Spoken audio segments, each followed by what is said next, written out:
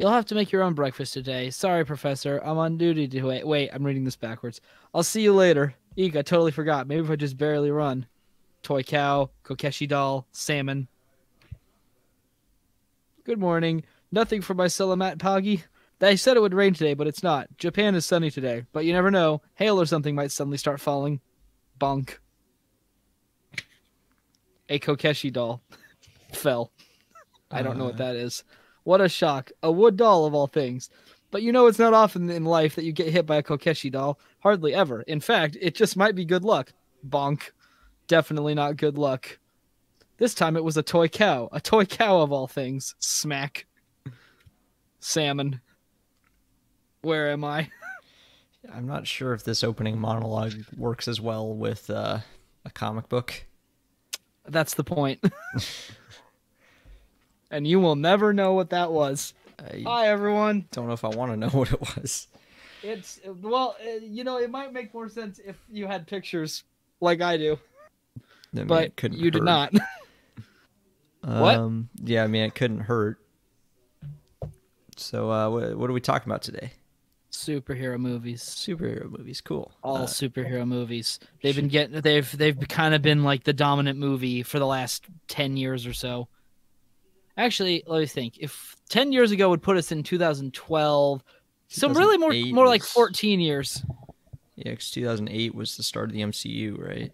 Yeah, Iron Man. And then, of course, 2007, we had the Spider-Man. Do you realize that? Spider-Man 3, 2007, 1 year later, Iron Man comes out. No one thought anything of it. It was just like, that was a good movie. Here we are, 14 years later. Yeah, it was just another superhero movie among many other superhero movies. It just happened to be a really good one. And then Hulk came out and everyone lost their minds, but then no one remembered Hulk after the fact. Yeah, because that one, I guess, wasn't actually very good. No, I don't even know if it was bad. It's just very forgettable.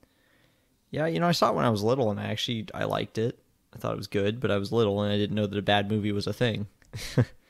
Well, it's just the problem with Hulk is that they redesigned Hulk after when he appears in the Avengers. He's played by a different actor, and they don't really reference anything that happened in that first movie. And they redesigned what he looks like when he's the Hulk, and none of the supporting characters make it over. So it's like, for the longest time, it's like, is that movie even still canon? Wait, you're talking about Hulk or the Incredible Hulk? Incredible Hulk. Oh, okay. Yeah, I haven't actually seen that one. Oh, no, yeah. Regular first Hulk is not as good. Yeah. I mean, I thought I was talking about MCU fine, Hulk. But I haven't seen it in so long, I probably don't actually remember how it was. Dude, and MCU Hulk, I've never seen Incredible Hulk. Do you remember what Hulk looks like in the 2003 Hulk movie? Bad CGI? Yes. He looks out of place. Yeah. Wait, let me see. Hulk 2003? Yeah, look up. Yeah, that one's Hulk 2003. Hulk 2003. Oh, yeah, he just looks way too... He looks like video game man. He looks like a video game character. He looks like a PS3 cutscene. Not even. Maybe PS2. No, the PS2 was a lot more polygonal. Not some of the later games. I don't know. I wasn't really a PlayStation person. Yeah, I know. Look up Shadow of the Colossus. That game had pretty good graphics. Mm-hmm. Of course, now if you look it up, you'll probably get the PS4 version, so maybe that's not the best. Well, I haven't played Shadow of the Colossus. I haven't either, but... I want to, but unfortunately, I don't have PlayStation. Yeah. Stupid it's supposed to be a pretty good game. They made a remake of it more recently. Apparently, I don't know. My brother played the remake. He said it was good, but it really shows its age. It feels like an early 2000s game because really they didn't update anything with the graphics. Well, what was the point of remaking it? Just so that you could play it on modern consoles, I guess. I really don't know. Huh. There's one. You remember when they went back and they did the Arkham Asylum and Arkham City remakes, the remasters or whatever? I vaguely remember that they did that. I don't really know why they bothered. The first two looked fine. No, the remasters look worse. Oh yeah, they probably have a.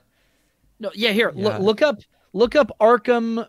Here, hold on. I'm gonna look up what I think would give you the image that really just shows it, and then I'll have you look up the same thing. what, Arkham Asylum versus remaster, maybe. No, hold on. There's like there's a specific game. Oh yeah, yeah. I just typed in Arkham Remaster Joker, and then like the very first picture that comes up tells you everything you need to know. Arkham Remastered Joker. You should see two Joker faces side by side. Tell me which one is the remastered. See images. Oh, there we go. You have two Jokers side by side. I mean, faces. I guess my like gut instinct would be the one on the left is the remaster because it looks so obviously better, but I know, yeah, no, it's probably the right. Yeah, that's actually, what they did. They did it to the whole game. Like it's like more colorful and less detailed, and it looks worse. Well, I guess I mean if you kind of look at his hair, I think you can kind of see what they were going for. I think the one on the right probably is technically higher resolution. It's just really blurry. Like I think it's like they tried to upscale the graphics without actually redoing the textures. So it just came out really blurry. I really don't know. Well, that's what I don't get, because it's like his sprite is more detailed in the original one. Yeah, I don't know what they were going for there. It was kind of the same thing actually with they did a remastered for BioShock, and oh yeah, at least the PC version actually didn't work. Since I owned the originals, they did a cool thing though, like on Steam. If you owned the other original BioShock games, they gave you the remasters for free, and when I tried to play the remasters, the textures just glitched out and broke. So, yeah. I still haven't played all the DLC for all the Arkham games. The problem, Arkham Knight is just kind of, it just kind of falls. Falls? It's just, it really, all the other issues of the game aside, I never fully feel like I have closure with that game because I never technically beat it. I beat everything in that entire game except for the Riddler side quest because it was so absurdly tedious and unfair in that game that at that point I just didn't want to play anymore, and I just looked up the final cutscene, the actual ending that you can't get until you do every side quest. I just looked it up on YouTube. Wait, I thought that was Arkham Knight that you never finished. Yeah, that's what I'm talking about. I thought right you said now. Arkham City. No. Oh. No, I said Arkham Knight. Either I misheard you or you misspoke. But well, way. One of those two things. Bottom line, yeah, no, I never got full closure on that. Yeah, no, I guess I was like, actually in the same boat. Like I played through the whole game and then saw that like, okay, so I guess to get the real ending, now I need to go get all the Riddler stuff, and I just said no thanks. Moving on. Yeah, because they didn't. It's because the other two games had even the Arkham Origins, which people don't like as much. I like it. The boss fights in that game are the best in the series. I like the arcade mode where you could play as other characters. It's the only time you could play as Deathstroke. Yeah. Oh, by the way, they also made Deathstroke less good in Arkham Knight compared to Arkham Origins. Another thing. Well, his boss fight in Arkham Origins is awesome. Yeah. And then in this game, he's like, it's me, Deathstroke, and he's in a tank, and then he jumps out of the tank, and then you punch him once in a cutscene, and he's dead. And it's like, are you really? Right. Really? Another tank battle? Why is every boss fight in this game a tank battle? Well, they had to really flaunt that Batmobile. Because, I mean, the Batmobile was cool, but I don't think it stopped being cool when they forced me to use it all the time. Yeah, exactly. I think it really should have just been, like, getting to point A to point B, maybe a couple of missions, but when they, I don't know, they ham-fisted it into way too many scenarios. What? Hold on, I was making a point, but I dropped my infinity ring. Is that why you sound so far away? Yes! I'm down here on the floor! Oh, I found it. Okay. We're good. Cool. I can't lose the infinity ring. It's part of my master plan. Oh. Okay. Well, okay, it's one of my several master plans. I've told you that, the plan with the infinity ring, right? No, I don't know that you did. Okay, I'll have to mention that later. Anyways, what was I saying? Oh yeah, the Riddler side quest in the other two games, right? It's like there's a manageable amount of trophies and riddles, and you can fairly easily, like, okay, some people like to do the rest of the side quests after they beat the whole game. I'm the kind of person that likes to get everything done before I get to the end of the game, so I just do that anyways. They had them manageable enough that you could get almost all of them done as you were playing the game, and then you wouldn't have a lot to do, like, in the space between the last mission and the final boss fight. There was only, like, a few things to tie up. Yeah, no, I think I'm the same way on that. Like, I don't necessarily go out of my way to do everything, but I will try to do as much as I can along the way. Yeah. Well, because Arkham Asylum and City, and even Origins it wasn't as important, but like it was manageable and you could do it. And then Arkham City has the Riddler Room death traps, which are really fun to try and figure out. And so like you'd collect a certain number of trophies, then you get to do a death trap and rescue a hostage. And then once you got to like 200 or whatever, you get to do the final one where you catch a Riddler. And then there's an extra 200 that are completely optional and just basically are if you want more experience points. So it's always a quick way to get more experience. But like the actual payoff is done when you're halfway done with all the Riddler stuff. In this game, you get all the racetracks, which are kind of fun but hard to do, and once again the Batmobile. So you get all of those right at the beginning, and then he's like, "Well, you can't fight me until you find all 450 of my trophies." And then there's no other things from then until the end of the game. You just have to find stuff. And not only that. Not only is there more of them, not only do you get little rewards along the way, but they also some of them are really obtuse and annoying. Like you have the ones with the sonar are so hard sometimes because the sonar doesn't always load properly, so you can never find it. Yeah, the biggest issue for me, I think, was just that they'd put trophies, like you could find the trophies, but then it would just not let you pick them up until like you got some specific gadget. Or it's yeah. Or it's like, I guess, you just couldn't get to it. It would always look like you should be able to. So I would spend like 5 or 10 minutes trying to get to this trophy and then finally just give up and then find some gadgets like, oh, they wanted me to use that there. Mm-hmm. Why did they put it so early in the game then? I don't know. Maybe because that's the other thing. Like they did that in the other games too, but there weren't as many of it. Like and it was a lot more obvious. It's like you see one that's up on a side and it's like, oh, I need to use the Ultra Bat Claw to get to that one. Yeah. I'll wait until I have that again. Yeah. But then, like in this one, you find something in a steam vent, and then it's like and it's like, how do you get to this? Oh, it turns out you're supposed to use sonar to pull a switch that was 500 feet away over in the other direction. Oh, okay. I thought I was supposed to use the freeze grenade and the bat claw, but apparently I was supposed to use the Batmobile for some unforeseen reason. Yeah. Oh gosh.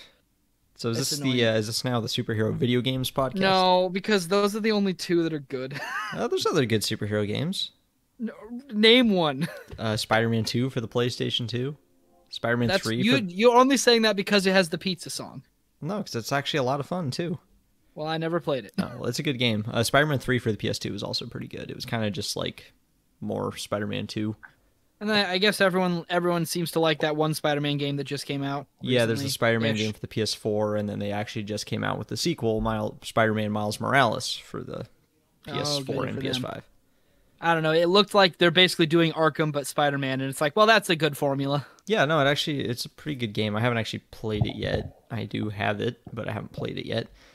At least I have the first one, not the Miles Morales one. Although I've heard the Miles Morales one's pretty good. Yeah, I don't know. What? Nah. I watched the movie. That's about all I do for Spider-Man. I watch Spider-Man movies. That's apparently not into the Spider-Verse. No, I still haven't seen that. Which a lot of people say it's one of the best Spider-Man movies that have come out recently, so I'm really shocked. Well, they say that, but I'm certain that the best Spider-Man movie is, in fact, No Way Home. Well, they said that before No Way Home came out. Yeah. Speaking of which, okay, No Way Home is still recent enough, I think, that it warrants the spoiler tag. So that's the first one I want to talk about. There's a thing that I haven't talked about that I've been thinking about it for a while. Is it up? It is now. Okay, so No Way Home spoilers are incoming. If you haven't seen that by now, I think it's fair game for putting up spoiler tag. Here's the thing. I've been thinking about it for months. I don't think that movie actually totally makes sense, okay? Oh, no, I know it doesn't. I think they just wanted to make a cool movie, but they didn't actually think about how it comes together. Because there's so many things that it's like, yeah, that's super cool. And then after you think about it, it's like, wait a minute. Because I can't figure out when the villains were supposed to have been taken.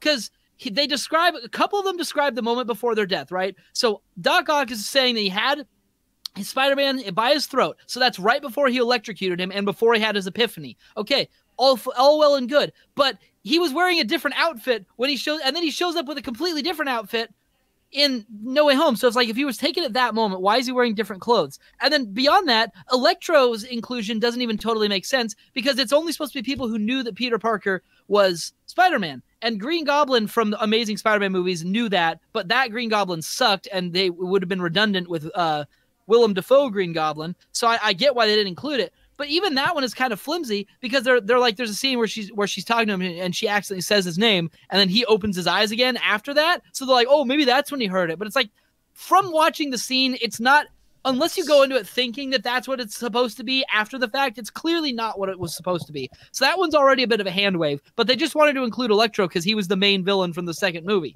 So already 2 of the villains don't quite line up. And then for the life of me, I cannot figure out when Green Goblin was supposed to have been taken from his timeline. Because it would have had to have been after the dinner scene in Spider-Man 1, but it would have had to have been before the final battle.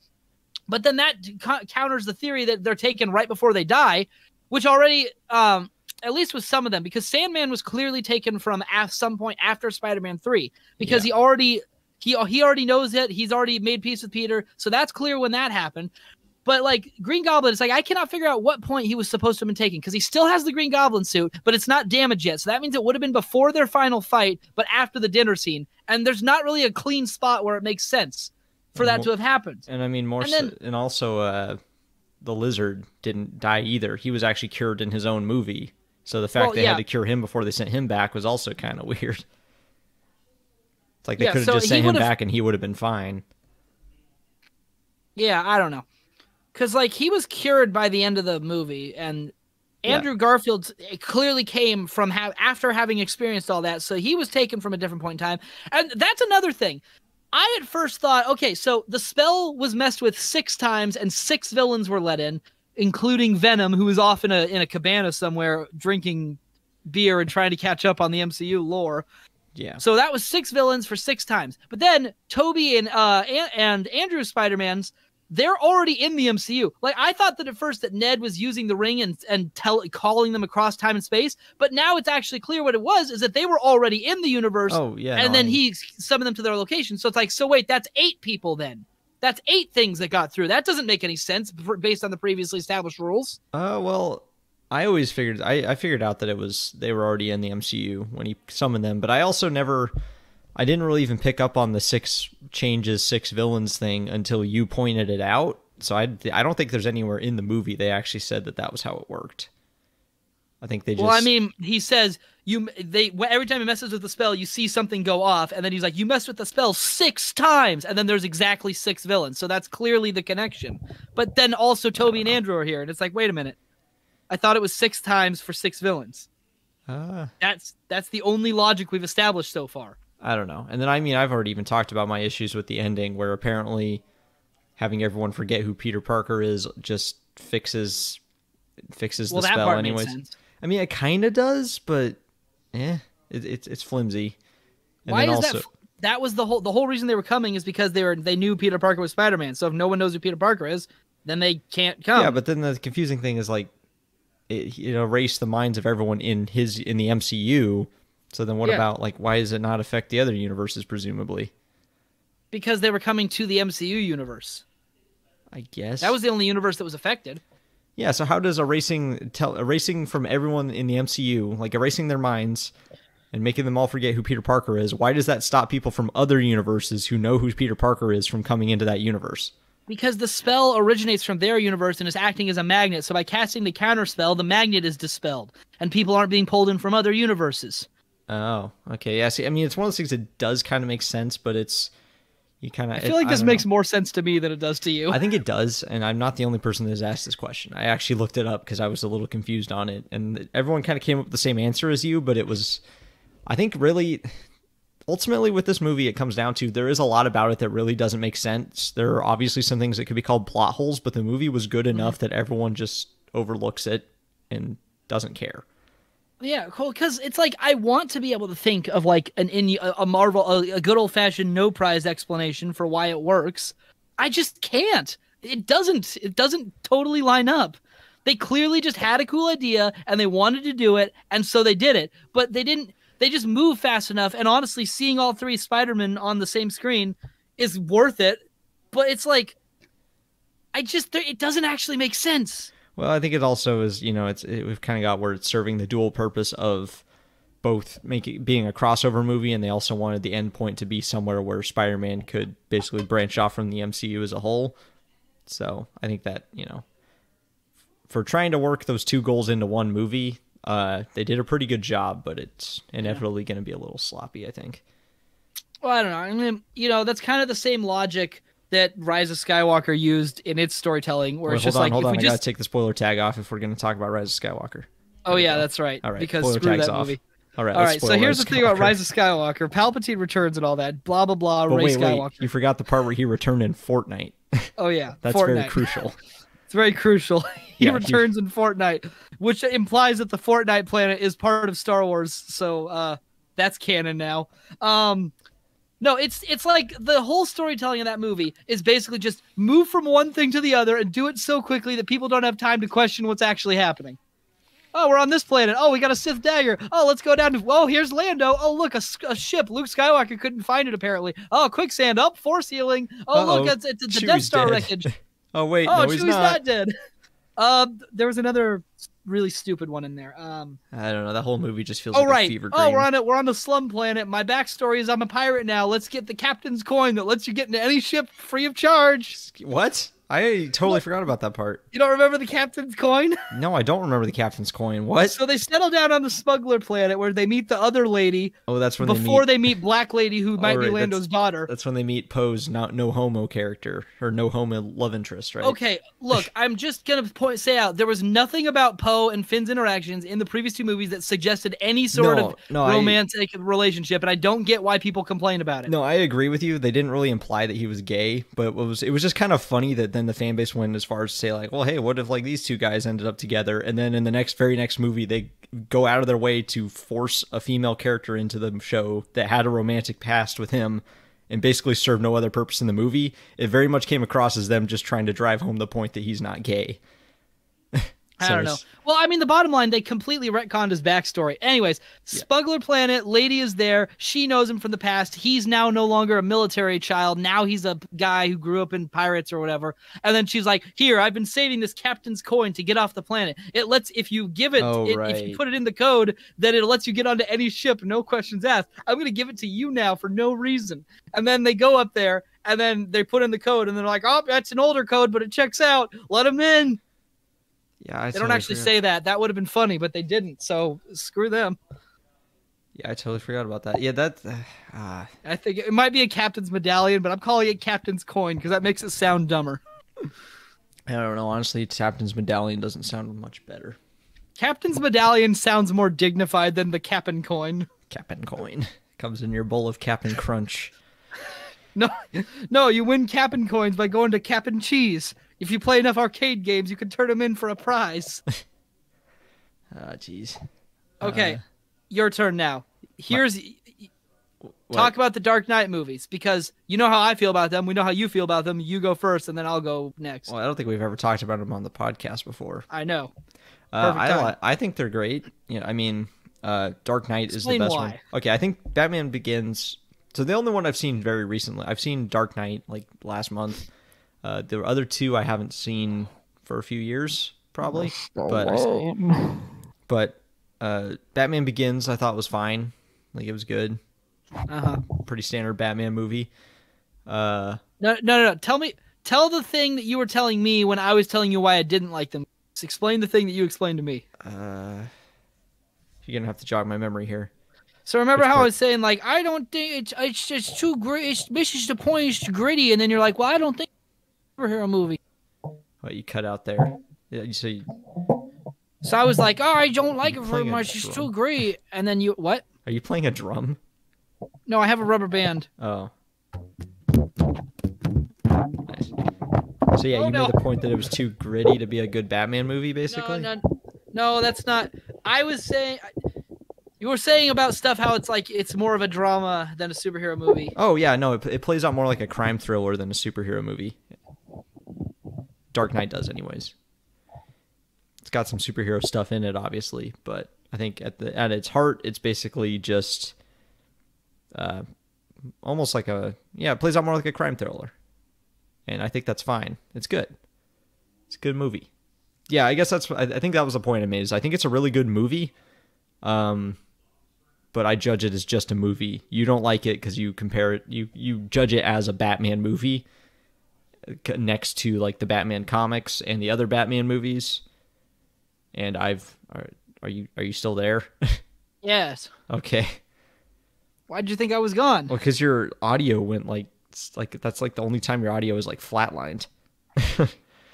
There's usually at least some noise coming through from your side. Okay, okay. Never mind. Go back to flatline. All right. All right. All right. That was weird. All right. Anyway, well, you wanted noise. Yeah. So. Yeah. No. You judge them. You don't like the Dark Knight because it doesn't. No. It doesn't feel like a Batman movie, I guess. I don't know. I'll let you describe your side. Well, but I want to give you the chance first because you know that once I get going on this, I'm gonna take off. So I want you to go. I want you to have your chance to say your say first. So yeah, I'll describe your side of it. I'll let you describe your side. I'll just say, I think we had a talk at some point where we had talked about if the movie was overrated, and my answer was no. I think this movie actually deserves the praise it gets. It's a really well made movie. It's really well written. Everything about it works really well. It's everything. Yeah. Okay. I mean, I'm sure it has its flaws.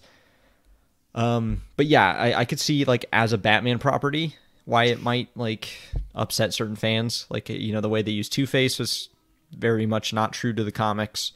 The way even the Joker wasn't really. He was a very different portrayal of the Joker, and yeah, I know you've got issues with that. Oh. I know you have issues with that, but I think he was a good character. He worked really well in this movie, where what they were going for was more of it's much more grounded in reality than other superhero movies. So they were trying to keep it that way. The character of the Joker from the comics would not have worked in that context. They needed to do something like if they wanted the Joker to be there, they had to do it the way they did for it to fit with the tone. So I think the Dark Knight movies are good. But this is coming from someone who is not a fan of Batman in the least. The only Batman comic I've read is Gotham by Gaslight. Oh, that's right. I keep forgetting that you've read one Batman comic, and it's an Elseworlds. Yep, I've read Gotham by Gaslight. I've never read any other Batman comic. I've played the Arkham games. I watched the '89 movie, and other than that, I've pretty much no exposure to Batman. So I purely judge The Dark Knight as a movie, nothing else. So I guess it's your turn now. Are you sure? I guess. I don't know. Are there any other points you wanted me to touch on? I mean, no, I'm asking you. No, that's kind of my piece on it. All right.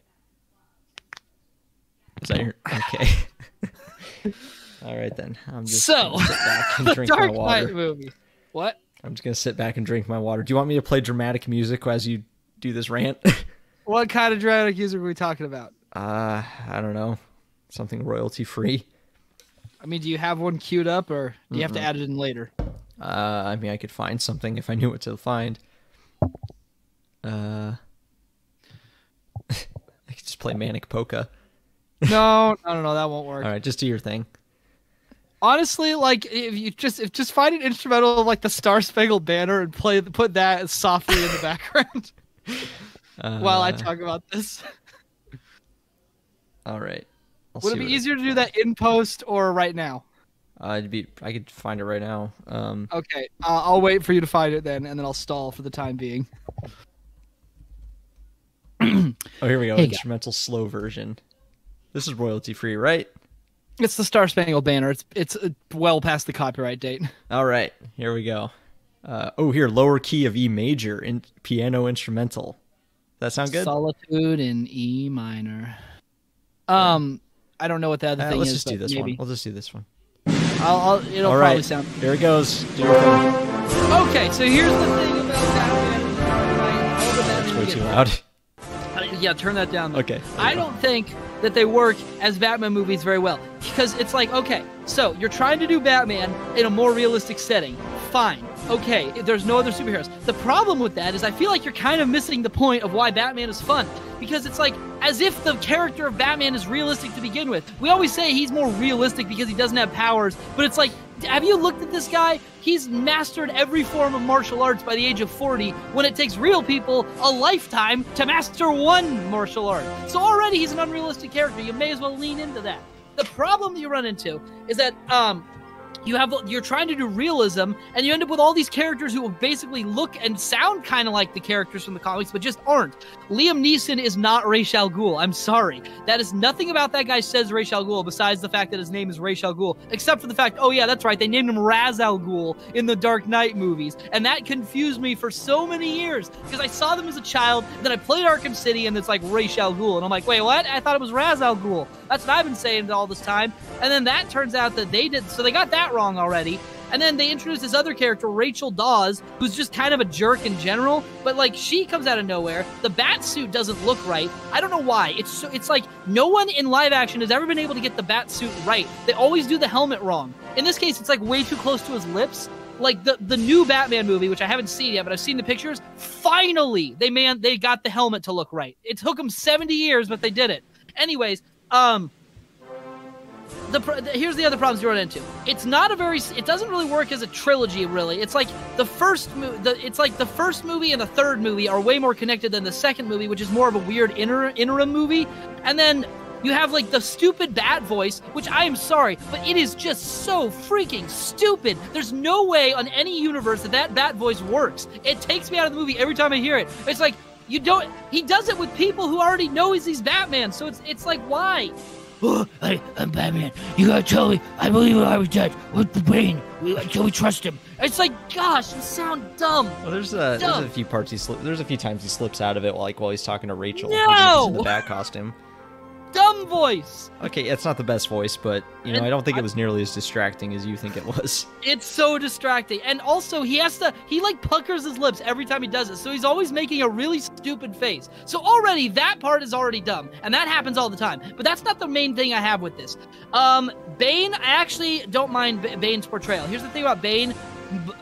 Other portrayals always get him wrong because they always portray him as like just a roided out a thug who uses Venom all the time, and it's like, really, outside of his debut storyline, he uses Venom basically no times. He used Venom like once in the comics, and then he got off of Venom because he considered it a weakness and just built himself up to be that strong. But Bane, they always forget that Bane is supposed to be a genius, and this is the first movie that actually portrays him like that. Except then they kind of cheap out at the end, and it's like, oh, also Talia was here, and she was the real villain all along. And it's like, oh, are you serious? And then Bane goes down super anticlimactically. Catwoman. It's like they're trying. They have like the goggles, which look like cat ears. No, this movie's like over 10 years old. All right. I don't think any of this is spoilers. She's got like the cat ear goggles that she like puts down, but so it looks like cat ears, but it's not really. So like they're not fully committing to it. And then here's another problem.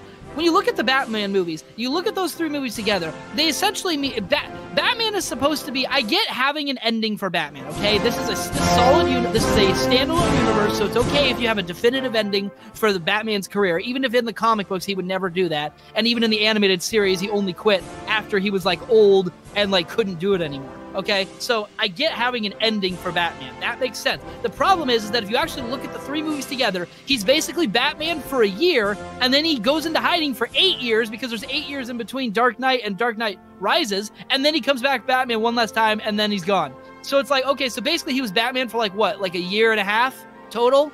That's like the lamest Batman ever. It's like, how does that time to do anything? And then Scarecrow sucks because, again, they're trying to be realistic instead of just doing the character.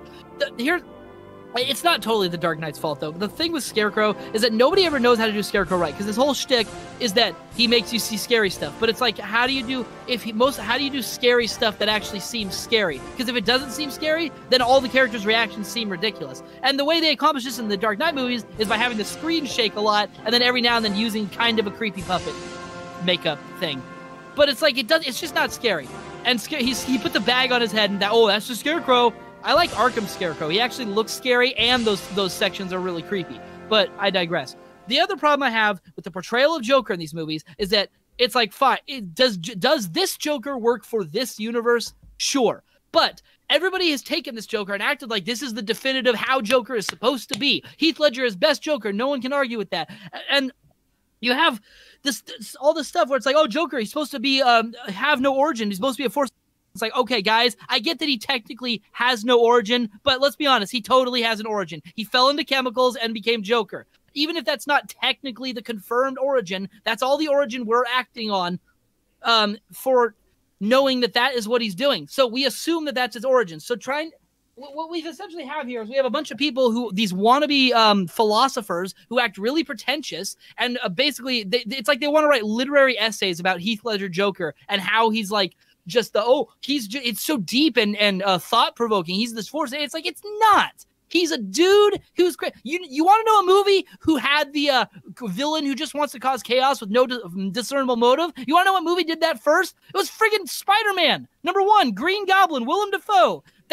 He did that long before friggin' Joker came along. It's just not a good version of Joker. And maybe it works for this universe, but overall, compared to other Jokers, I don't like it. And I don't like that it inspired other people to think that this is what Joker is supposed to be and then complain when Joker has a more definitive origin.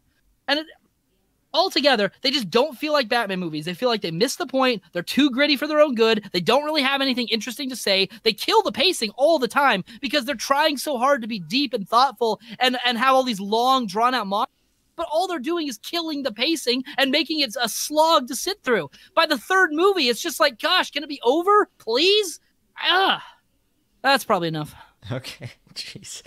All right. I told you, man. That's why I wanted you to go first. Yeah, no, that was a good call, and I think the music was a good effect. It was very fitting.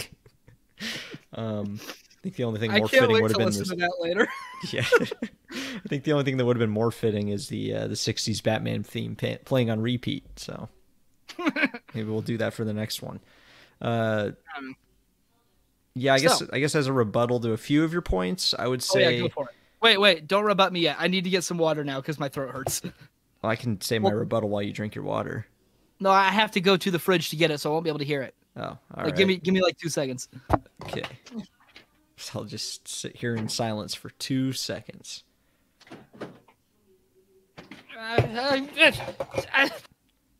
I'm back. You got it? All right. So yeah. I guess I got my Clear American brand black cherry flavored sparkling water. Yeah. So I guess first of all I should say that delicious. yeah, my opinions of most of my opinions I said were specifically about the Dark Knight, not the other two. I actually don't really care that much for the other two. I think, like I said, I think the first one's fine. It's not really a bad movie. It's just not nearly as good as the Dark Knight. Dark Knight Rises I actually just kind of don't like. It's very slow. And kind of like you said, it's a little too caught up on high on its own farts. Yeah, there you go. It's high on its own farts. It's way too hung up on trying to give these long monologues and deep meaning and all of that. And yeah, and then it doesn't even Batman doesn't even show up until the last 10 minutes. Probably more time than that, but. Well, he's there for a bit, and then his spine gets broken, and then he's gone for a while. Then he shows up again, and then Bane gets hit by a motorcycle or something. Right, yeah. And then Talia was there. Yeah. And Talia was there. And Scar was there. Yeah, exactly. Yeah, so... Yeah, the other two, I really don't care that much about the other two. But Dark Knight, I thought was a good movie. I think it deserves the praise it gets. But yeah, I don't disagree with you at all. It's not really a superhero movie. Oh gosh, I forgot about how Two-Face was wasted. So Two-Face was wasted. Okay, moving on. Yeah, no, I do see your point there. I thought he was perfect. He worked really well as part of the plot in The Dark Knight. He was Joker's ace in the hole, basically. His final, I guess. Why doesn't Two-Face ever just get his own movie? Yeah, it'd be so easy. Yeah, it was a little. I mean, I guess if I was a fan of Batman, I would have been disappointed by that because he just shows up. His origin's not quite the same, and then he just gets killed off in the ending. Well, okay, I don't mind the origin being a little different because honestly, how he gets scarred is basically different in every single version of the character, but it's just more of the character itself. It's like good man who has a problem, who gets scarred and then descends into insanity and becomes a mob boss. It's a simple enough plot, but it's like, why doesn't anyone just do that? The animated series does it better than the big budget live action movies. Because the only two times you have Two-Face are in this movie, where he's only around for 45 minutes, and he also dies anticlimactically, and doesn't really have the split personality. And then you have Batman Forever, where he's basically just Joker, but he's called Two-Face. Yeah, I've never seen that one. Also, where he's suddenly white in a movie. Forever? I haven't actually. I've only seen Batman '89 from the original series. Have you at least seen Batman Returns? Nope. Sorry. What the heck, man? Yeah, I know. But yeah, isn't it so those movies are all supposed to be connected, right? It goes like Batman, then Batman Returns, and then Batman Forever. Like those are all a trilogy, right? And then Batman and Robin is just tacked onto the ending like a tumor. Yeah, no, all 4 of those movies are the same continuity. The only thing that ties them together is the fact that Alfred is played by the same guy in all 4 movies. Yes, it's a different Batman. I think it's Michael Keaton for the first 2 and then Val Kilmer and then George Clooney. Yep. So yeah, no, the first 2 basically worked really well together, and also Batman Returns has Christopher Walken in it. Right, yeah. No, I've been meaning to watch that one. Bruce Wayne. Why you dressed as like Batman? I love that line. But yeah, no, I was gonna say though, because isn't Two-Face? He's played by Tommy Lee Jones in Batman Forever, but he's played by what's his name? The guy that plays Lando. Aaron Eckhart. No, not Aaron Eckhart. No, in the first 2 okay, not Two-Face. Oh, Billy D. Williams. Billy D. Williams, yeah. He's played by Billy D. Williams in Batman and Batman Returns, and then he suddenly turns into a white man. That's what the Batman. Honestly, I completely forgot that Harvey Dent was even a character in those first 2 movies. Yeah, he was kind of just because a side character. No, that's what the Batman '89 comic is for. It's basically just a direct sequel to Batman Returns, and it details Billy D. Williams, Harvey Dent becoming Two-Face. Huh. So it's not over yet. There's still 2 more issues that need to be published. So when did he turn into Tommy Lee Jones? No, those movies just didn't happen in this continuity. Okay. Which honestly, like they kind of, because the first 2 are clearly meant to go together, but then the second one, it doesn't really follow from the other one, and then the third one doesn't really follow from that. The fourth one doesn't really follow from that one.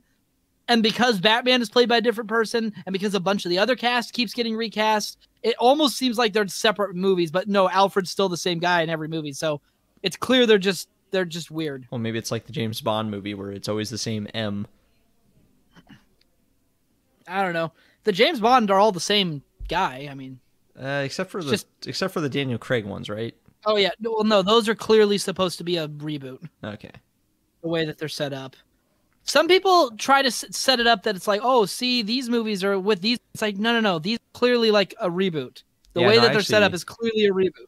I saw a video actually where someone put all the Bond movies into one timeline, including the Daniel Craig movies. And there was one part of that actually made more sense. Like, I think even in the video, he kind of said, like, this probably isn't how it's supposed, like, how they intended it, but this is, like, how you, in theory, could make this work. And it actually did kind of explain something, because in Casino Royale, like, that one just comes at the beginning. Like, the Daniel Craig Casino Royale is the first movie of the entire timeline, because that's when he gets his 00 certification. So what was a little weird is from him to go from, basically, you know, newly minted 00 agent to the haggard, like, haggard and jaded agent that he was in Skyfall, which is only like 2 movies later. Like, it makes a lot more sense if you have some of the old movies in between, I guess. Oh, and, well, given how, I don't know, I guess I just won't spoil it here, but given how the latest James Bond movie ends, it'll have to be a reboot if they want to. Unless that one just, I don't know. We're going to get into spoilers if we even say anything else on that. Also, this is a superhero episode, not a James Bond episode. So, at that point, I'd like to direct your attention to Shaquille O'Neal's Steel. Yeah, I haven't seen that one. Wait, I feel like there was another thing I was going to say about Batman. Oh, yeah, I was going to talk about your point on the Joker in the Dark Knight. Try me. I don't think that as many people, I mean, I remember there was a time when people did say that, like, Heath Ledger Joker was the best Joker, but I think it was mostly as an opinion, and I think it was most, like, specifically looking at the movies. Like, of all the versions that have appeared in movies, he was the best one objectively. Jack Nicholson is better. Who? Oh, Jack Nicholson. Nicholson Joker is way better. He was better in terms of being faithful to the comics, but I think that, like, the Heath Ledger Joker was a lot more entertaining to watch in his respective movie. I don't know. Speaking of which, by the way, you know Beetlejuice, the movie? Yeah, it's a good one. Is it me or does it... I know that Michael Keaton plays Beetlejuice. It just seems like that Beetlejuice should be played by Jack Nicholson. Yeah, I mean, it would have worked. Well, it's just every time I think about it, it just seems like it should be Jack Nicholson, but it's Michael Keaton. Yeah, I don't know. Also, hey, we're at the 45-minute mark. We should probably take our ad break. Oh, fine. Just... Ad break. Oh, wait, what? Wrong button. Do that again.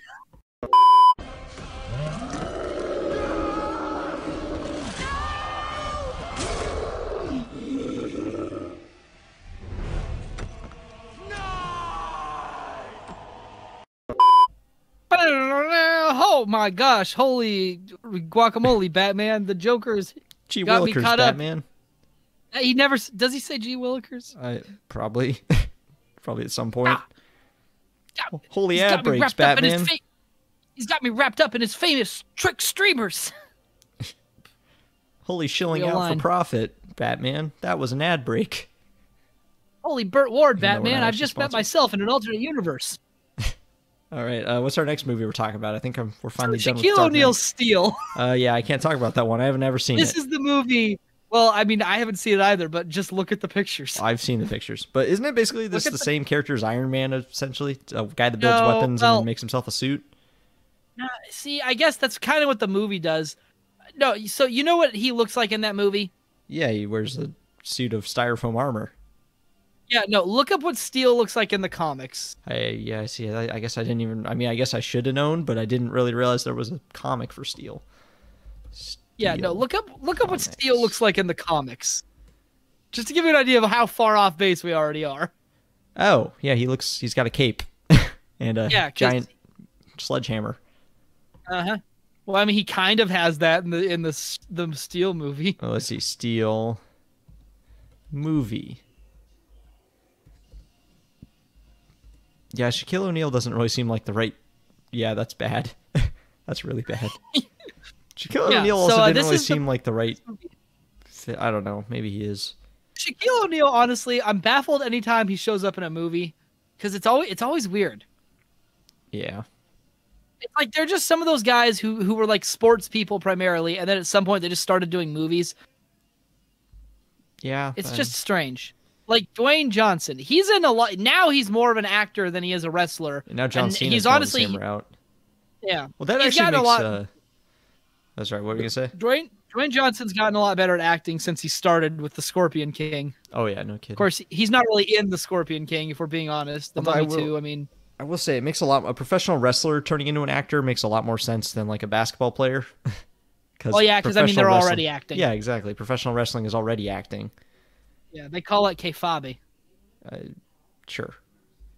That's the term. I don't know what that is. It's a carny term. Kayfabe. It's basically the act of putting on a show for theatrics, but everyone knows it's fake, but we're just ignoring that because it's fun. Yeah. It's like if you point out that like wrestling is fake, it's like you're not really. That's Not like making saying, a well, statement movies here. are fake. It's Yeah. like movies are fake. Yeah, it's like no one What's thinks your it's point? real. It's entirely. We know it's not real. We're just here for the show. Yeah, no, it's yeah. If you know that, it's. I could see why wrestling's entertaining. Never been Yeah. into it, but I could see why it's No, entertaining. I can't get into it. It's just like, Yeah, it just doesn't seem that interesting. Yeah, I could see why it would be enjoyed. I could see why some of my friends liked it, but yeah, I'd rather just watch a movie. So Shaquille O'Neal Steel like really just kind of killed off superhero movies for a few years. Yeah, they had a bad track This record. is why they died. Which, yeah, Hold you on, know, it's I wonder. like, Can I look up lists of superhero movies? I want to see what they were like before the 2000s. Yeah, there's some rough ones. Yeah, I'd say though, you know, it's probably safe to say that without like the Dark Knight, we probably couldn't have had the MCU to the extent that we did. Spider-Man came out before the Dark Knight. No, I know, but between Spider-Man and Dark Knight, there were some bad ones. Again, like Fantastic Four was not well received at all. What the? Gosh dang it! What? This is a list of superhero films produced by American film studios, excluding Marvel and DC movies, and it's like that's what I was. That's gonna be a lot of them, though. There are others. Yeah. Wait a minute. I mean, I guess there are. Hold on. Wes Craven's Swamp Thing is listed here, and it's like that's a DC character. He's not. Yeah. Is he even really a superhero? I would Well, say no, but not really. he's not at all. He is not a superhero. Yeah. Hey, Condor Man, here's Swamp Thing, here's Toxic something Avenger. that's kind of on topic. RoboCop is classified as a superhero movie. I disagree. But I don't could see see it. why. I could see why you could make that argument, but I disagree. It's a cyberpunk satire. So here's what I'd say. It's not- Here's kind of a fun tangent we could go on. Have you heard of Guardians of Justice? No. It's a new series that just dropped on Netflix. Oh boy. It's a Netflix series. It's basically that's already 2 strikes against it. well, it's no. There's some good shows on Netflix. You know there are. There were good shows on Netflix. Most of the stuff they make these days. Yeah, most of it's bad. There is still some good stuff in there though. Well, But sure, but that's more of the whole dartboard thing. oh yeah. I think Red Letter Media actually said it. Okay, they were actually talking about Hulu, but the same applies to Netflix. There's a lot of bad stuff on those streaming services because they're like a buffet. You're paying, you pay your monthly subscription to have all these options, and you're probably not actually going to watch all of them. So it doesn't matter if some of them are terrible. Just like when you walk into a buffet, you're paying, you pay your price of admission for the options of all the food, and then you're probably not going to eat most of it. You're going to eat, a few things. Kind of the same thing there. So a lot of these movies are just the buffet food that gets shoveled into the trash can at the end of the night. And Guardians of Justice is very much one of those. There was a time when a Netflix original was like, oh, it's a Netflix original. That means it'll probably be good. But yeah, that's it was like not a seal true of quality. anymore. Yeah, it's like all the Netflix shows. Now it's like, oh, really no, it's good. a Netflix original. Oh, boy, here we go. Yeah, it's like, oh, boy. Flip that coin and let's see if it's... I mean, we got Centaur World, so, yeah, it's not all bad. Yeah, and we got Daredevil, which was actually the first Netflix original. I think. That was the first? Pretty sure. If not, it was very close to the first. I don't know. It's the first one I watched. But yeah, my point is, though, Guardians of Justice. It's basically... It's kind of the same premise. What was it? I'm going to be deaf by the time we're done with this podcast. Just don't talk so loud. I can't. Yeah. I don't know, wear earplugs then. Maybe. Huh? What was I going to say? Oh yeah, so Guardians of Justice, basically the same premise as Watchmen. It's an alternate history where superheroes exist, but in this one it's something like, oh yeah, World War III happens in 1947, so somehow 2 years after the Second World War ends, we managed to start a third one. Hitler is a cyborg. What? All of this is basically told in the first 5 minutes as part of their big opening spiel.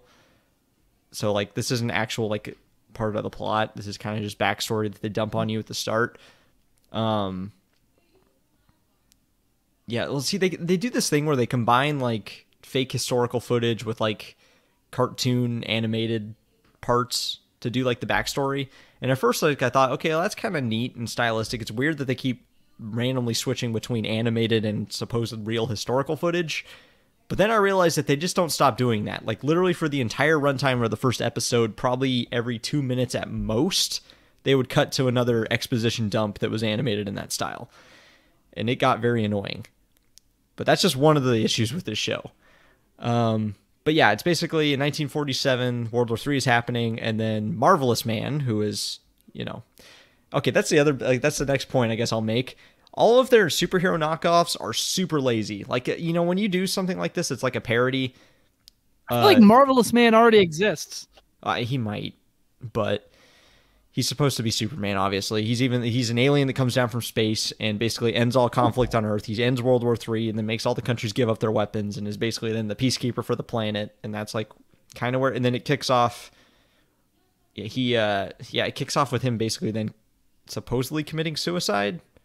But then I guess that's kind of what they're trying to lead into by the end of the episode is maybe he was actually murdered, I think. But okay, wait. So is this just straight up Watchmen then? It's a really badly done. It's okay. So the genres that's listed under on Netflix include dark comedy and like parody, I think. But it doesn't feel like a comedy. It just feels like a really bad knockoff. There was nothing funny about it, and it feels like it's taking itself entirely seriously. You can see they're kind of trying to go for... Oh, yeah, and the movie takes place in 1987, I think, or it's a TV show. Yeah. But, yeah, so they're going for that whole alternate history thing. Uh-huh. Then Marvelous Man comes down, and all that happens, and then the plot kick... Okay, well, that's the thing. It's like I kept saying, okay, here, backstory's out of the way, now the plot can kick off, right? No, that's just the entire show.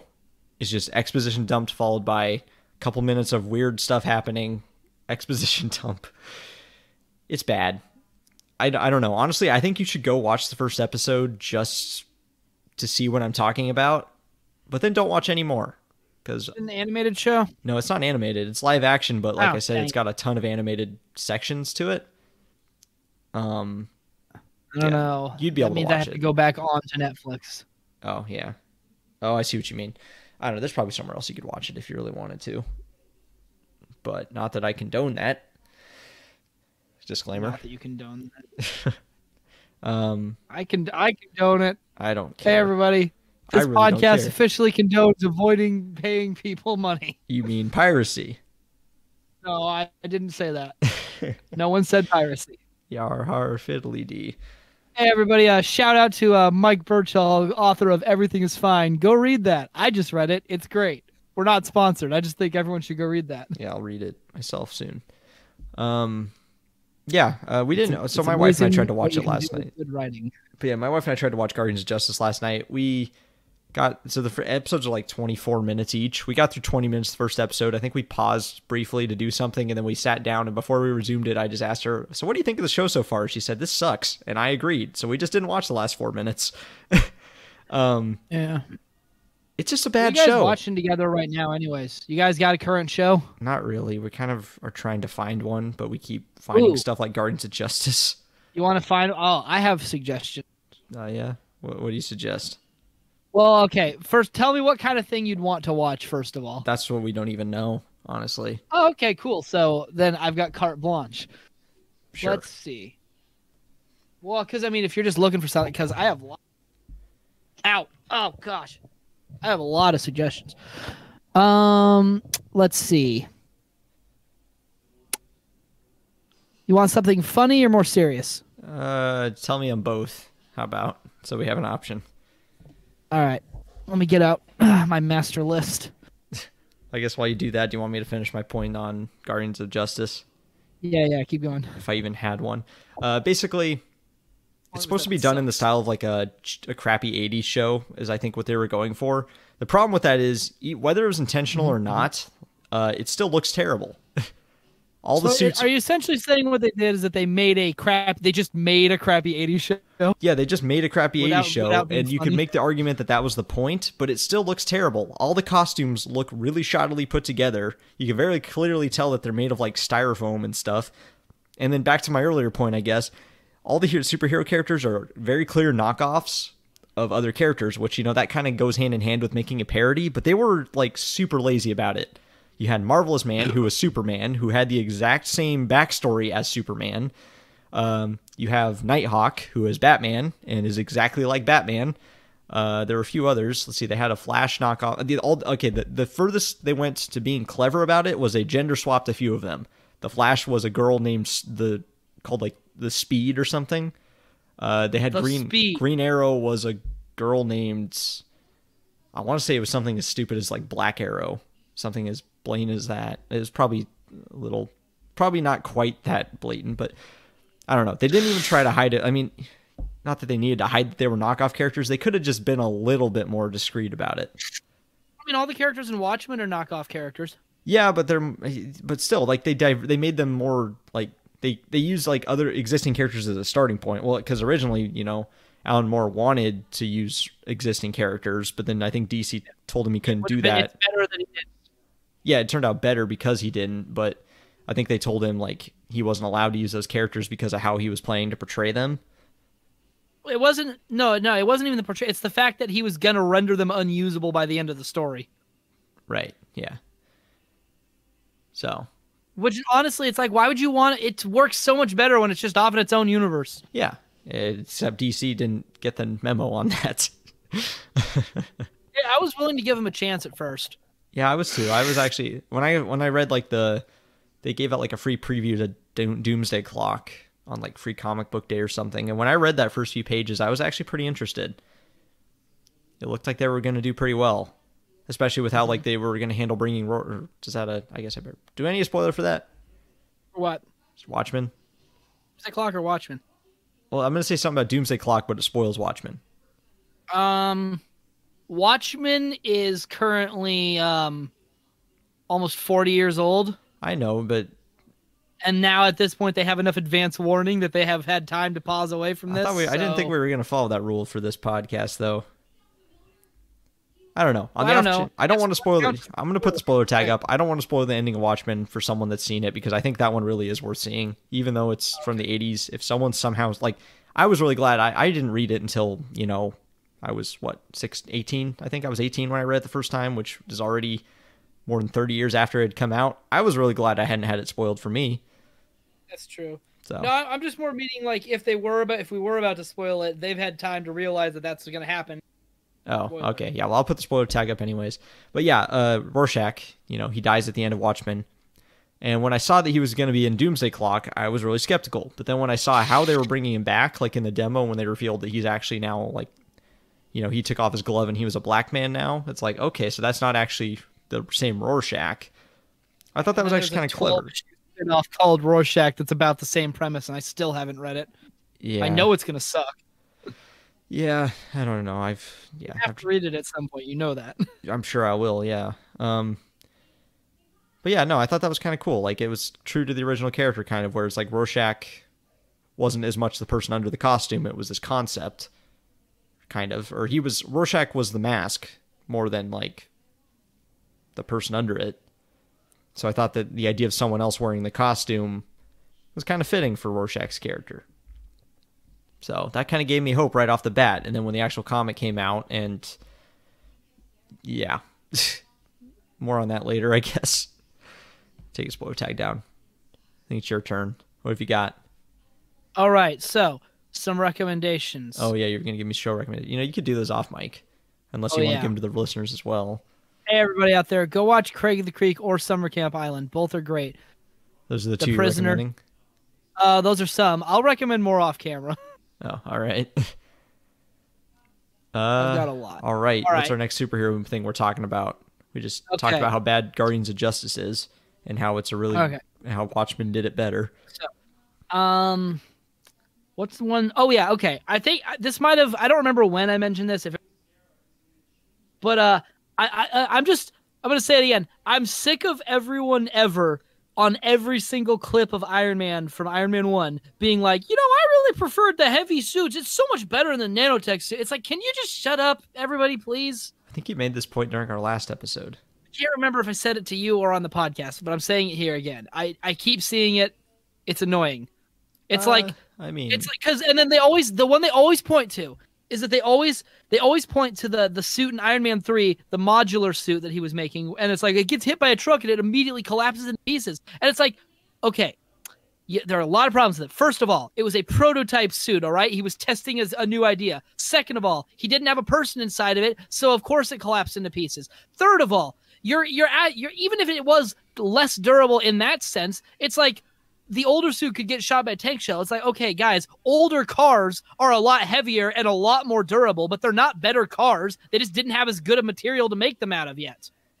Like, yeah, the older cars are like tanks, but they have terrible gas mileage and they don't have like they had like giant steering wheels because it took way more effort to actually turn the wheels and like you had to wind them up. They're not better cars. So it's like, I don't know. It's just annoying. Did you just say you had to wind them up? Some of them, yeah. You had to wind up your car? Yeah, you'd stick a thing in the front engine, you'd wind that to prime the engine. Gotcha. I thought you meant it was like a wind-up toy. You had to crank the big spring to make the car go. No, I don't actually know what they're winding. I just know it was a thing you had to do. It's probably just getting the engine turning or something. Yeah.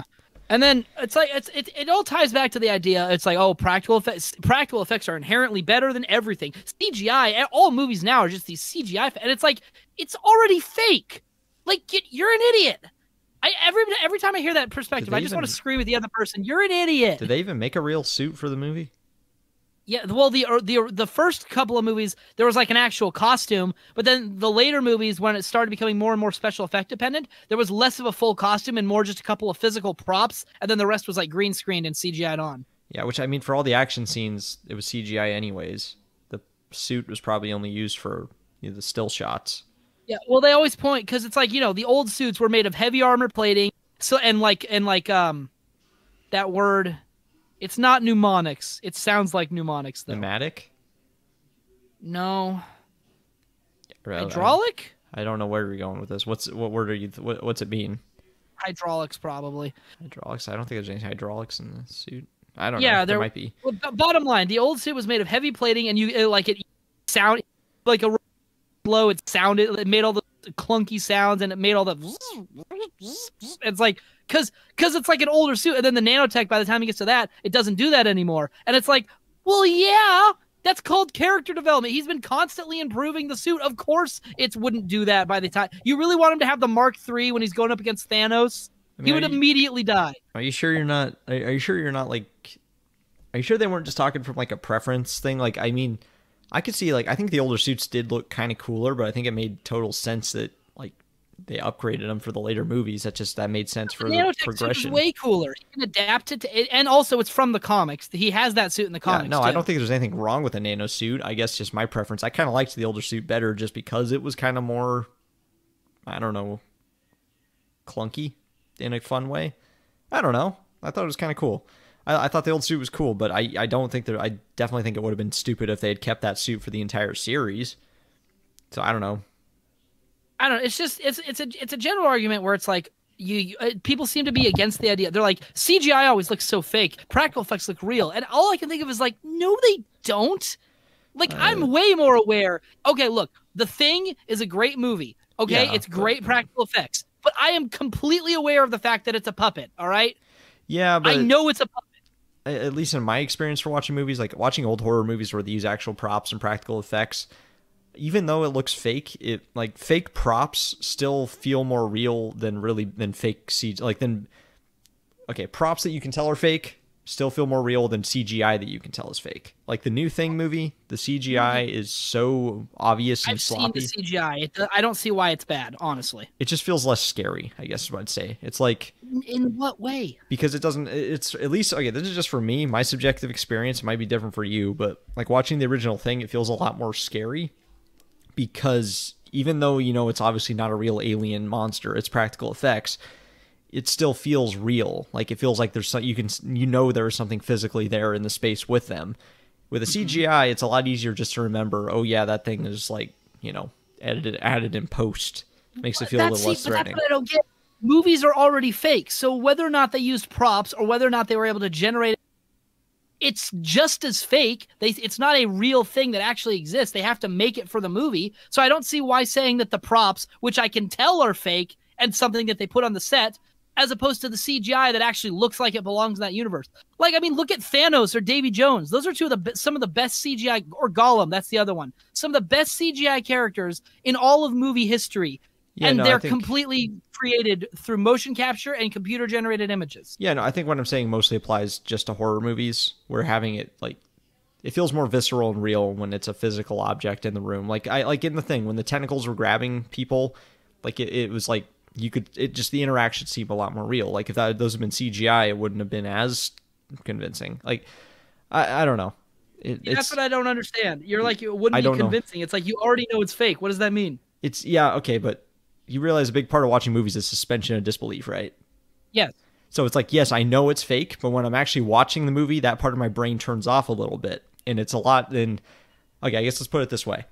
I know it's fake, but when you're absorbed into the movie, it feels more real. A CGI monster takes me out of that zone a lot more than a practical effect monster does. So it's like, I don't get that at all. Yeah, see, that's just your preference, basically, I guess is what I'm trying to say. For me personally, and I guess for a lot of other people, practical effects feel more scary in those contexts. Yeah, but like people expand it from even more horror. Like superhero movies is the good example. They're like, superhero movies are suck now. It's just a bunch of CGI nonsense on the screen and a bunch of nothing that isn't actually there. And it's like, it's never actually there. You want to see them try to do this with practical effects? It would look so bad if you tried to do some of these action scenes with props. Superhero movies are like the one genre where I think that like more like CGI is definitely the preferable way to go. You have a lot more leeway, a lot more flexibility with CGI. Like you can make a CGI fight scene a lot more impressive, as has been demonstrated. Wait, say that again? It's like, it's been demonstrated in the Marvel movies that using CGI characters makes for a lot more impressive fight scenes. Yeah. Because you can make them do a lot more. If you're trying to do that with practical effects, the fighting would not be nearly as impressive. Yeah, which again is even in that sense, it's like it's just one of those things that I always think about when people keep trying to do all these live action movies. And it's like, you realize that even in a live action movie, you still have to do CGI for some of these things, which is basically just animation, which then begs the question, why do you think this is better? It's not. You still have to use animation. Nothing beats animation when it comes to portraying this sort of thing. Yeah. I don't know.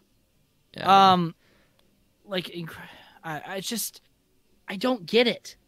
Like, people complain about some of the action scenes in the later Avengers movie because they're just like, oh, it's just a horde of CGI minions that aren't actually there. And it's like, what do you want from this? Why are you even here in this movie then? How else could they possibly do this? Yeah. That's kind of all I have to say on that. Yeah, I don't know. I don't get it. I think people are being dumb when they do it. I also don't think as many people complain about that as you're saying. I've never actually heard people. I haven't heard that many people complain about it. I mean, I'm sure there are people. No, I also don't necessarily go looking for things that make me angry. Well, I don't know if I look for things. Yeah, think about that. So what's our next movie we're talking about? Or are we? What happened? Huh? Or are we talking about another one? Or have we run out? Oh, there's tons more superhero movies. Okay, well, let me... Here, okay, I'll what are some that have come out in the last few years that weren't MCU movies that were actually... Oh, that's right, the DC ones. Ooh. DC... Oh, I feel like everything that there is to say about those has already been said. Yeah. They're bad. Yeah, the DCEU was bad. Once they stopped once they started to branch off from that more, it started to get good. Like, they're still kind of trying to do it. Like, it's like, just start over. Don't try to kind of work in a few of the things that did work. Just start over, make a new one. Just like, this is a lost cause. Yeah, like, I don't know. Like, I haven't seen all of them. I saw Man of Steel. I thought it was actually all right, but I mean, I was also a kid at the time, and I'm sure I probably just thought it was cool. All the explosions and stuff were cool. Watching it, I haven't seen it more recently, but like, knowing about it as an adult, I can see why it's a mess. And yeah, I think the big fight scene at the end where they blow up an entire city was stupid. And the fact that they tried to make that a big point of, Batman versus Superman, that was totally not their plan from the start. But I guess good on them for, I guess, at least acknowledging it. That it was a bad thing that he destroyed a city. I don't know. Does that make sense? Well, it doesn't, because Superman...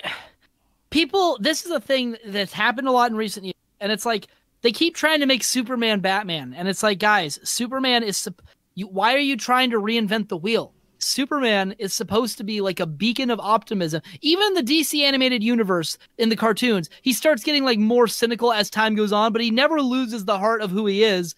And ultimately, that's what makes him heroic. And it's like, how is it that the superhero cartoon that is ostensibly for children, it's not, how is that doing these characters better justice than the giant live action movies that you guys seem to care about?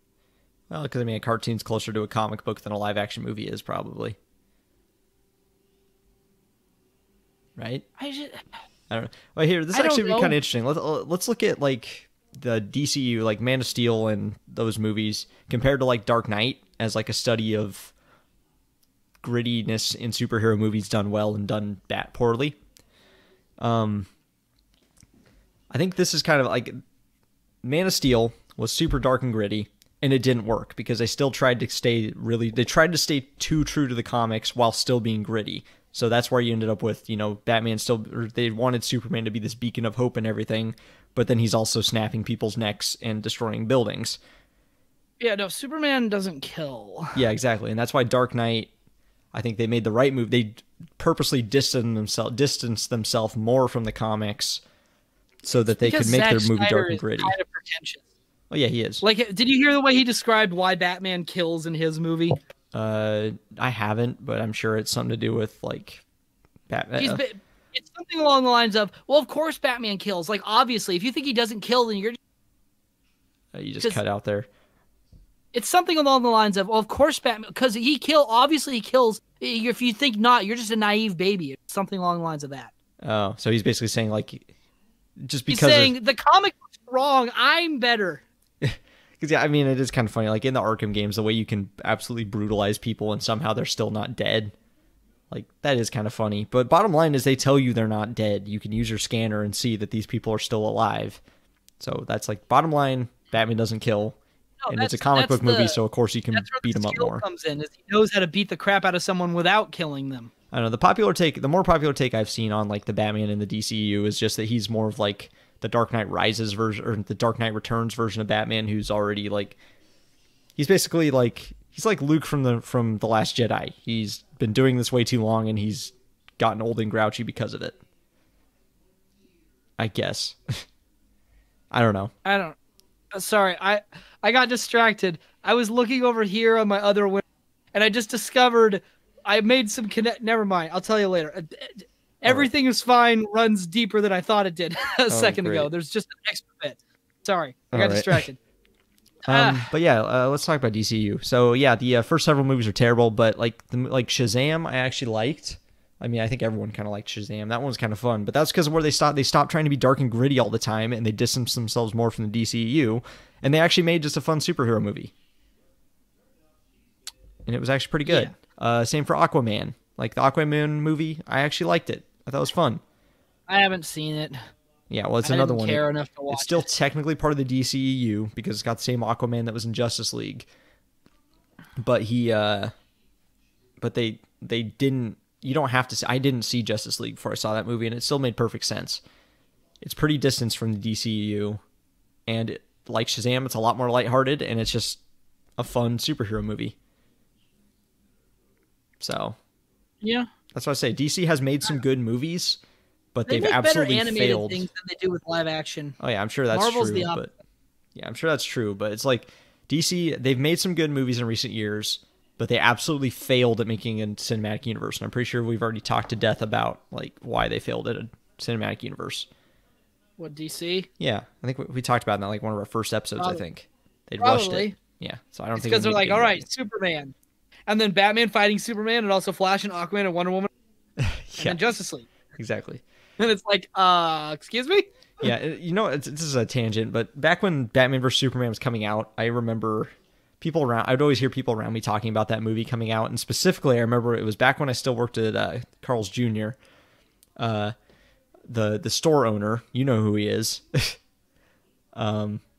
He was talking about how like he was at the restaurant for some reason during one of my shifts, and he was talking to like one of the managers about the new Batman vs Superman movie, and I think they asked the obvious and stupid question of who do you think's going to win. And he was making the point, it's like, it's absolutely insulting if they think that, like, Batman's going to beat Superman. It's like, Superman's obviously going to beat Batman.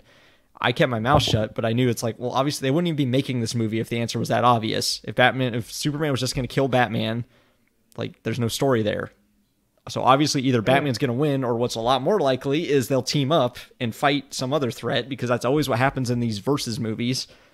Yeah, no, crossover movies have the same formula. Start with one character, start with another character, a villain from one character is in the other character's city, they meet, they fight, they realize they're fighting the same guys, then they meet their supporting cast, then they realize, oh, you know what, we're both all right, and then they kick the bad guy's butt at the end. Yeah, and then they realize their moms have the same name.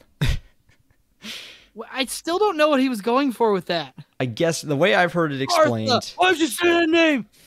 Yeah, so... All right, you're my friend now. I think what actually happens in the scene was like Batman actually beat Superman. So I guess to answer that question, Batman actually won the fight. He had Superman on the ground, weakened from kryptonite, and he was about to stab him with his spear and kill him. But then Superman told Batman to save Martha, which is his mom, because, you know, Batman and Superman's moms are both named Martha. And then that, you know, of course, since Batman's mom is also Martha, it made him like stop and like, why did you say that name? And why does that matter? I don't get it. I guess what they were going for, this was just explained to me by someone else. It wasn't purely because their moms had the same name. It was because Batman hearing that took him out of his blood rage for a moment and made him realize that this Superman guy is human just like me, even though if he's actually an alien. He's still got people he cares about. And basically, someone took that and gleaned way too much from it. It was stupid. It was a poorly written scene. It's a dumb scene. There were so many better ways they could have gotten to that same point. Him saying Martha was not the way to do it. Yeah. Also, a side note, I'm really tired of every time they adapt John Constantine, they keep pronouncing it Constantine. I mean, that's just how I would pronounce it. But that's wrong. I wouldn't know. How do you know? It's a comic book. Because they established it. At least once he is in the letters column, they said that it's Constantine rhymes with time or whatever. And then there's another time where a character's like, where it's spelled out, and he's like, "Oh, John Constantine" with 2 E's, and then he corrects him and says with T-I-N-E, he's like, "Tine, Constantine." Oh, gotcha. So I know that's how it's pronounced in the comics, because that's the British way of pronouncing it, and he's a British guy. Oh, that makes sense. But every time he's been adapted to live action or animation, every single time it's pronounced Constantine, to the point that if you say Constantine, people are probably going to look at you weird and think you're pronouncing it wrong. And it's like, no, everyone else is wrong. And in this case, everyone else actually is wrong. Yeah. All right. Keep putting Constantine. I was going to watch, there was a time when I was going to watch the Arrow, but I've lost interest given that it's the CW and their habits. I guess. I don't know. I watched part of Arrow, kind of lost interest, but then I heard it got better after the spot I stopped watching, but then I heard it got a lot worse after that. So, do you know about their plans for the live-action Powerpuff Girls reboot? I've heard that that's a thing. I don't really care at all, so I haven't looked into it. Oh, no. It's worse than anyone could have ever thought. I mean, I think the fact that they're just trying to do that live action is already worse than anyone thought. So, well, I'll start the first thing. It establishes that the cartoon is actually just a fake version of their real lives after they sold the rights. So there's the first part. Wait, so is this supposed to take place like in our world? It's the real world or something. Okay. So and then there's some lines in there that at least one of the Powerpuff Girls. Oh yeah, they made Buttercup, the green one. They made her a lesbian because of course they did. I mean, I guess of the 3 of them, that one makes the most sense. No, it doesn't, because you're assuming that tomboys don't exist. So anyways, there's definitely sex in the scene. They swear a lot, and at least at one point they threaten to share the other's nudes as a way of getting her out of the room. These are all lines that were written by our person to go in Powerpuff Girls. Also, weren't the Powerpuff Girls supposed to be like children in the original? Yes, but in this one they're like jaded 20-year-olds who have sex and swear all the time. Why would they even want it? Good question. I don't even like Powerpuff Girls, and I'm mad about that. Yep, everyone else has been asking that too. Well, at least it sounds like that one's probably gonna bomb then. Oh yeah, it's been a complete and utter crap show behind the scenes. Everyone's kind of hoping it just kind of gets quietly canceled amongst all the various production issues. Yeah, because there've been a lot of production issues. So maybe they'll at least learn their lesson from that one. Where did I put? I have the original script for the leaked script for the pilot episode. I have it saved somewhere. I'm trying to find where I put it. I don't know. Have you seen the leaked script for the original Watchmen movie? Maybe at some point, but do you just have that ready to go by chance? No, I don't. But apparently they actually tried to make a Watchmen movie back in like the 90s, I want to say. And it was actually a script that Alan Moore approved and liked. Oh, wait a minute. I'm in the wrong documents. Yeah, because you remember how Alan Moore famously hated the Watchmen movie that we got. And for that matter, basically every adaptation of anything he ever wrote. Yeah, well, that's what's funny is he actually really liked the one that they were going to make. And if you look at it, it's here it is. It's weird. It's weird. I don't really know what else to put it. Give me some highlights. Just off the top of my head, I haven't read the whole script, but I know one weird thing was that instead of Rorschach doing his Herm thing, he hissed like an animal. He would hiss at things like an animal. So that's something. It starts with a showdown at the Statue of Liberty for some reason. And then I guess the movie ends with them being teleported into our world by Dr. Manhattan, I want to say. I don't know. It's so far divided from the actual comic. That's probably why Alan Moore liked it, was because it was basically not even an adaptation of his work.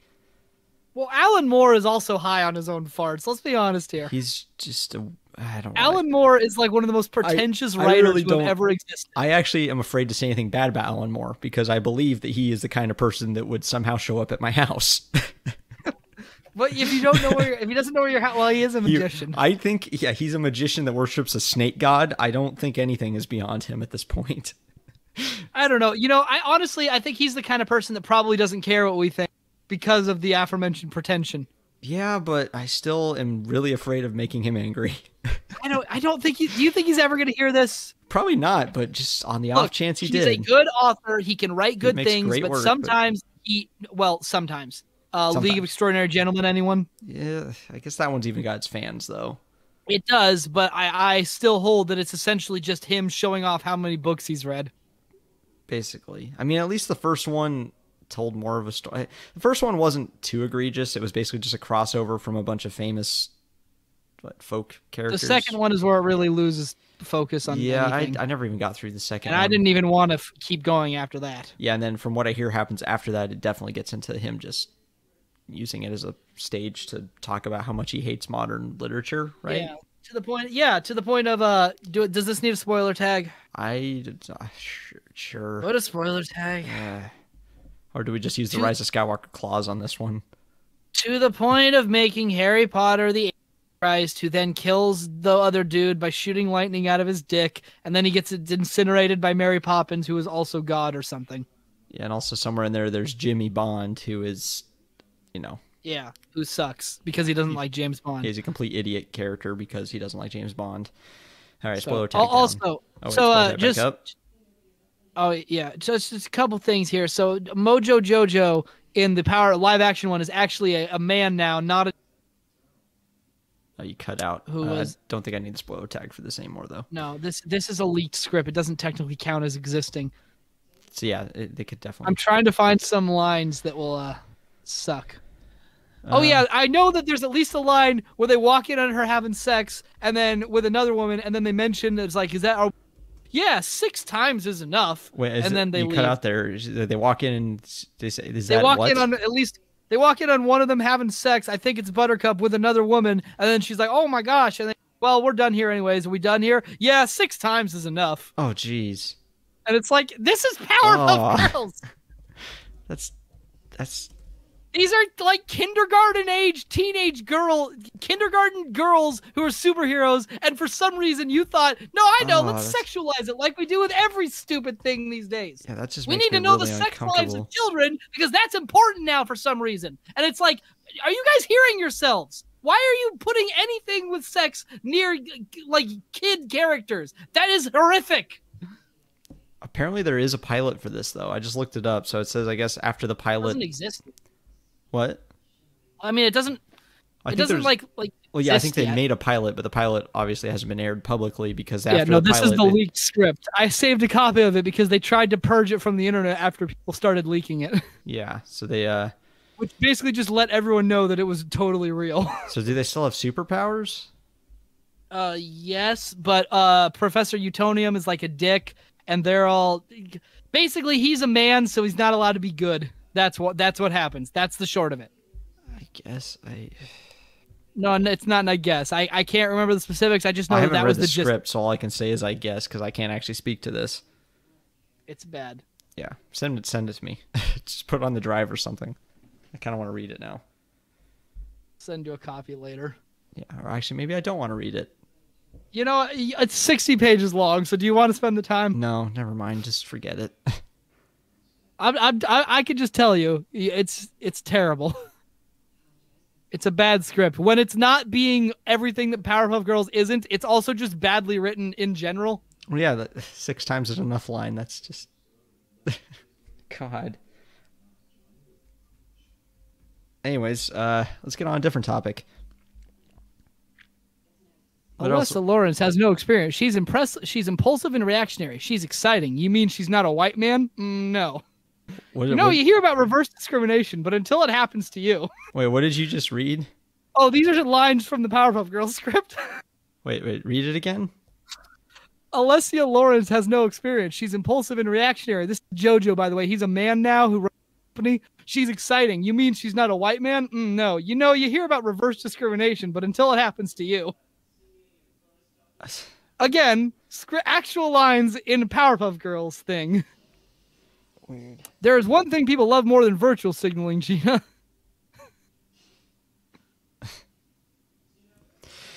All right. Well, we're up to about an hour and a half runtime total. Do we have anything else to say on superhero movies? I mean, probably, but I mean, I guess that's probably enough for today. Yeah, we can always do a part 2. That's all I've got Hello, to say I'm Henrietta. I'm a huge fan. Blossom is my favorite, but all of you are feminist icons. Speaking to the Powerpuff Girls. Okay, we can move on now. Oh yeah, I'm Futterman, by the way. We didn't. Oh yeah, that. that's right. I'm Mingus. We were supposed to introduce ourselves. And an on hour that and a half note, ago. and on that note, cue the outro music. Yep, start it up. I'm done. I'm good for the day. I have to plan opinions anyways. All right. Let's see. How's the outro spiel go again? I don't know. You some about checking the email and then getting real jobs, and then I scream, and then you're like, bye. Okay. Go ahead and do that then. Well, you have to start. Oh. I thought you were the one that did the outro spiel originally. No, you do it a lot. Well, now I do, because you're used to going on some rant while I say the outro spiel. No, just kids screw it. Just go to our email. It's in the description, baby. I don't know. I haven't lately. Anyways, it's over.